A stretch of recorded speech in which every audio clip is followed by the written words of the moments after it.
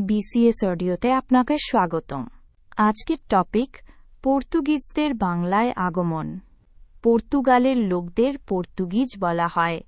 উপমহাদেশে ইউরোপীয় বণিকদের মধ্যে পর্তুগিজরাই প্রথম বাণিজ্য কুঠি স্থাপন করে।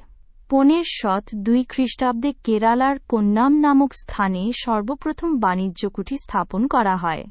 ভারতে পর্তুগিজ উপনিবেশগুলোর প্রথম গভর্নর ছিলেন আলবুকার্ক।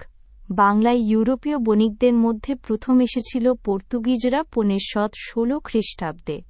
পর্তুগিজগণ বাংলাদেশে ফিরিঙ্গি নামে পরিচিত। 1518 খ্রিস্টাব্দে পর্তুগিজরা চট্টগ্রামে আসতে শুরু করে।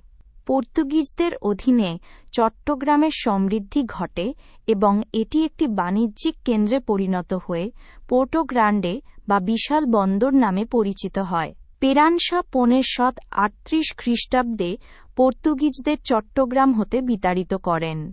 1581 হতে 1666 খ্রিস্টাব্দের সময় পর্যন্ত চট্টগ্রাম আরাকানদের অধীনে ছিল।